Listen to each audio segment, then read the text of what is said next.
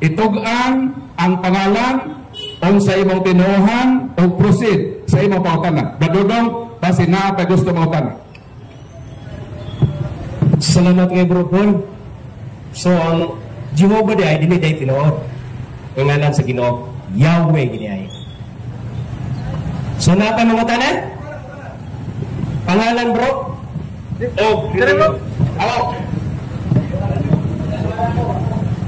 Ako sa Katoliko, ako lang bumutana para malandagan na akong una-una. Kasagaran sa mga Katoliko, inosente na kayo daghan. Kung Katoliko, inosente. Ako bumutana, unsay kalainan sa inosente o ignorante. Para masabtan ako, parang ang Katoliko, dili madala sa inosente po mga mudala sa mubalhin sa laing reliyon. Ako nga bumutana, unsay kalainan sa ignorante o inosente. Kanang inosente, wa gyud na nahibaluan. Mo na inosente. Sama ini makatoliko ba? House to house sa laing tinuhan. Nakapabor sila nga mag house to house kay ila man gipahimod sa ang pagka-inosente sa Katoliko. So kanang mga Katoliko nga dane inosente na. O sa man ignorante. Mga ignorante, nahibalo lang tinuod ba? Gi-ignore lang kamaturan.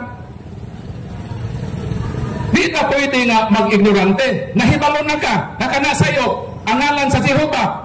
Inyo nang gipublish sa inyong brochure nga Jehovah, sayo, pangalan sa Diyos.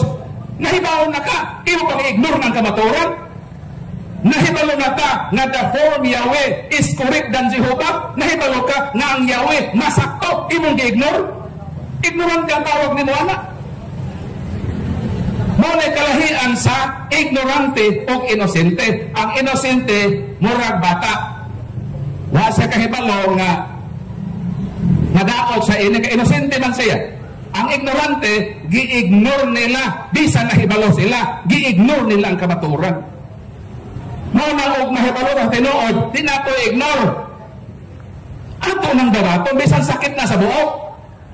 Sa ako bitong giingon, ang kamaturan sakit. Kaya di ba na makadaot?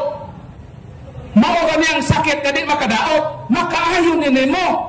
Kung imo ning dawaton, uban sa pagpaubos. Pero magmagahi ka. Nahibalo na ang Yahweh is correct ng Jehovah. Nga nung magpatuyan yun ang Jehovah nga sayo. Nahibaw man na ang Yahweh sakto. Kaya di naman na pwede mo kamera sayo. Napasubo na mga sayo. Muna ang sakto, muhawa ta sayo. Dito ta sa tinuod. Mao nang kalahian, ang inosente way nahibaluan, ang ignorante gi-ignore. Bisan ang butang tinuod. Mao nang tubag sa pangutana. O ba sinabi pangutana, bro? Bro, kareputana? O sige. Ang inyong binuha kung sa madinigan sa inyo man kanikaron. Sa inyong binuha ba kanina? Ako rin ibig simbahan ako. Ang akong tinuhang yung Jehovah Witnesses. Jehovah Witnesses yun. Kung imong nabasa ni katinawan sa pagtuong Katoliko. Kay daghan ang mga Katoliko nagi-house to house. Gilibog-libog pa silang tinuhan. Is kaya na itinuod, ilang himuon ang sayop. For example ng Jehovah. Nakabasa ba ka sa inyong brochure? Pahina 10? Naunsa? Yang Jehovah sakto sa'yo? Sakto. Adi, di ba kabasa? Natuloy bro? The divine name that will endure forever, page 10. Basahan diya. Ang Jehovah, dili insakto nga ngalan sa Dios. Dayon sa 1950 nga preface sa New World Translation nag-ingon nga the form Yahweh is correct than Jehovah. So, i-compare nimo ang Yahweh o Jehovah, sakto ang Yahweh. Kaya ang Jehovah, o sakto nga nang di mo magsaksi na Yahweh. So, dapat usbo na. Kung mo nang gitaw na ko, gi-ignore. Mo nang ignorante. Nahibalo ka na sakto ba? Gi-ignore lang nga lang sakto. Kung sakto man ng Yahweh, sayok man ng Jehovah, nga nung nagpadayon man mo sa pag-subscribe anang sayok, nga nahibaw man mo, nga naisakto. So, usbo na. Di na saksi ni Jehovah, saksi ni Yahweh. Surpautan na. Ay, ano yung mabasa din, sumay kita isakto sa Biblia, ay mabasa na to. Ang Salmo 83:18, nagtugan din din. Mabasa na to niya. Sabi, sila sa bahan din. Tanto na siya, aron ang katauhan makaila. Ano? Na ikaw lamang na mao si Jehovah, ikaw lamang ang labing hataas ibabaw sa yuta. So naghibaw ba ka anong gibutang ning Jehovah? Kanas ani nabutang sa Bible? Kakibalo. Okay, bawin na sa likod sa. Nibasa siya Bible nga na Jehovah. Ang pangutanan nako, nahibalo ka ba kanos nabutang ang Jehovah sa Bible? Dito bagsawa siya mahibalo. Dili ka saksi ni Jehovah. Kaya kung saksi ka ni Jehovah, nahibalo ka. Ang word nga Jehovah, una nang migawas sa kalibutan, dili sa Bible. Migawas ang word nga Jehovah sa sinulat sa pari na Katoliko. Kuha mo kahibalo, ang ngalan Reverend Father Raimundos Martinez. Asa na mabasa? Sa inyo mismong libro, Aid to Bible Understanding.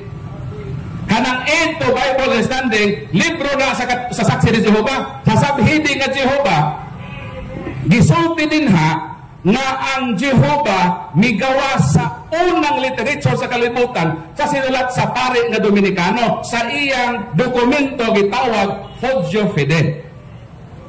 So diha, wala na sa Bible ng Jehovah. Kaya ang ngalan sa Ginoo bro, sugtod-anan taka, nagrepresentar lang sa upat ka konsonante. Gitawag na the Divine Tetragrammaton. Upat ka litra lang ang ngalan sa Ginoo. O kanang upat ka litra sa Hebrew alphabet gitawag na nga Yud-He Waw-He. Walay vowel letters, puro consonant ang Divine Tetragrammaton. So sa naghihimo sa mga Bible scholars, gusto nila na basahon ang ngalan sa Ginoo. Mauto nga isig iyahay o imbento sa ngalan sa Ginoo. Ang gihimo sa pare nga Dominikano Raimundos Martinez, nag-imbento siya ng Jehovah. Gisulat niya sa iyang literature nga Fogio Fide. Kano sa? 1270. Dayon milabay ang pila ka katuigan naan na ko'y pare nga Dominican nga iyang ka-order. Ang ngalan Petros Galatinos. Ang gihimo ni Petros Galatinos iyang gipopularize ang Latinized nga form sa Jehovah. O kanos alang na nabutang sa Bible? Nabutang lang na sa Bible ni atong 1513. Kaya ko sa nagbutang? William Tyndale.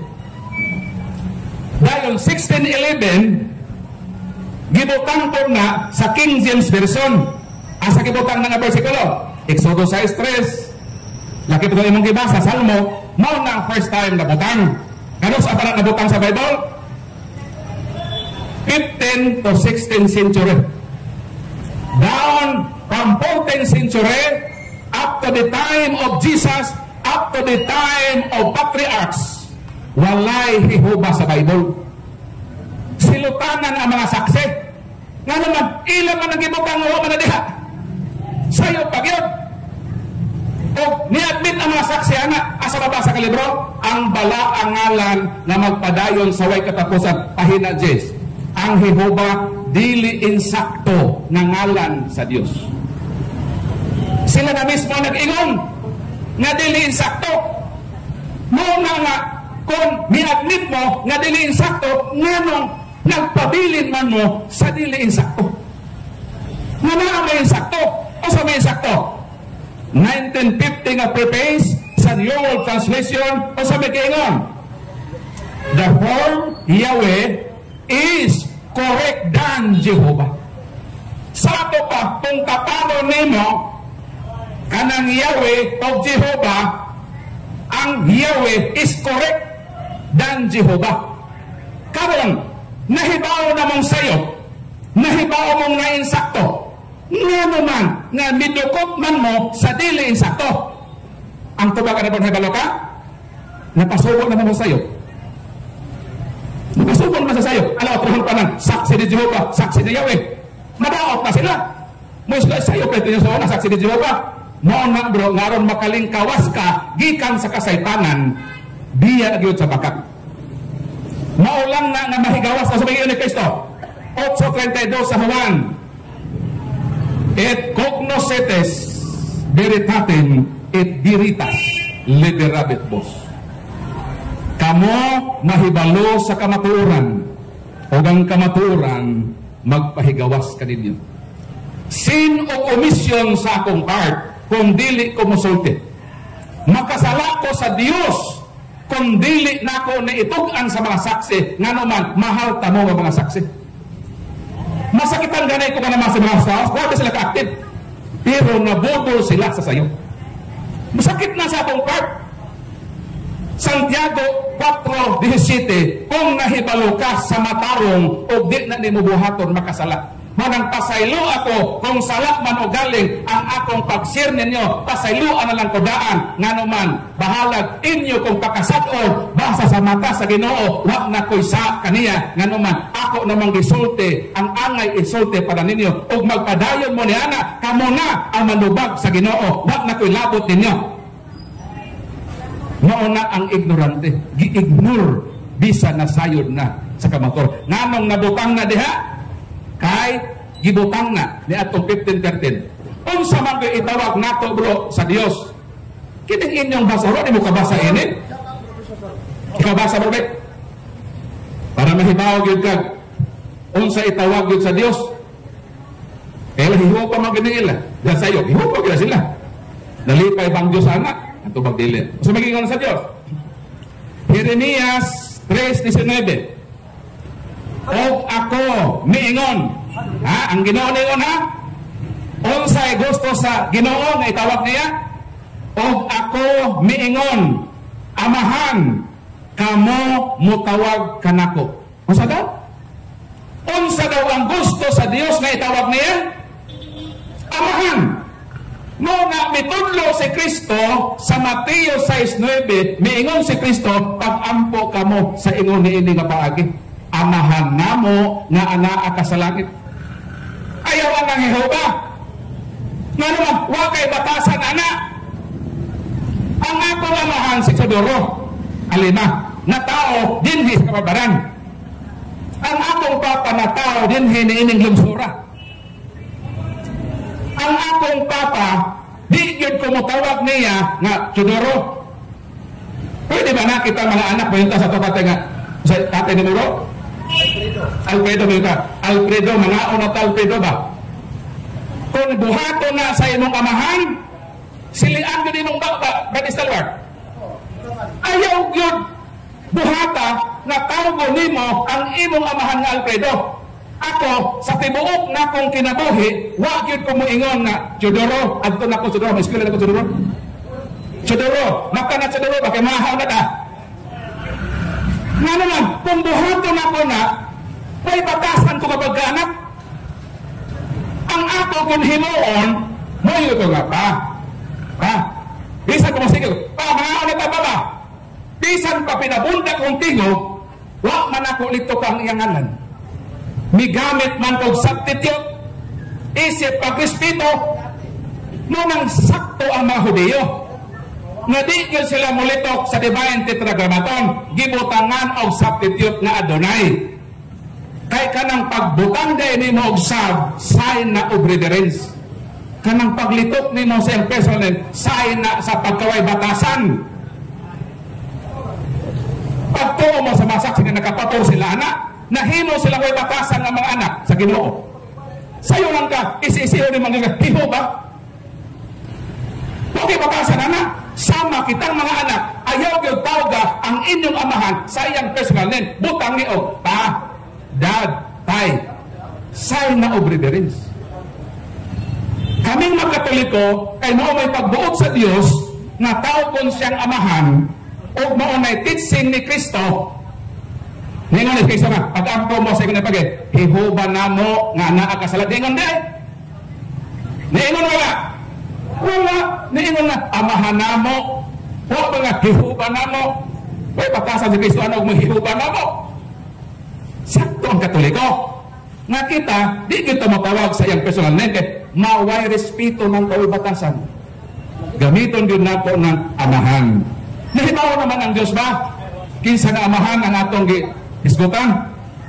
May mga saksi nga, duhara ba'y amahan, Brad? Na amahan sa bakat ang yawa. Ano, yawa di mo gisangpit? Ang Ginoo man, nahibaw man Ginoo sa imong heart. Sumanang to ba, Brad? Noon nga ang Jehovah, wag yun nga, di part sa Bible. Gisok-sok na sa mga tao. 7,000 times sila gisok-sokan.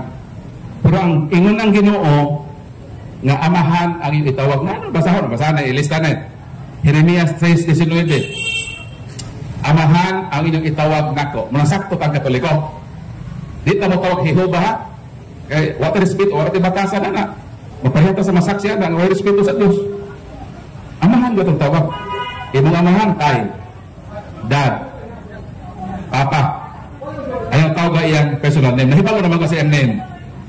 So, respeto nga siya, butang og substitute. So, man ito sa pagkutana. O pwede bro, mapadayin pagkutana. Salamat bro ha. Sorry lang bro ha. O panalitan mo, sakit to, nakamaturan. Kasi alam po ko ha.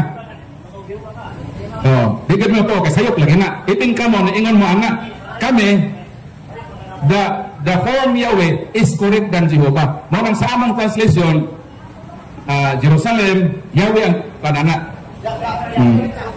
Mga bro, amo lang iampo bro, no, nga, ang kamaturan, mulamdag ko sa mo kasing-kasing, o ako as Jehovah's Witness kanyan to, mahal lang ko pasaylo para. Pasaylo, alam ko nga, nasulti ko to. Okay, next question, apa?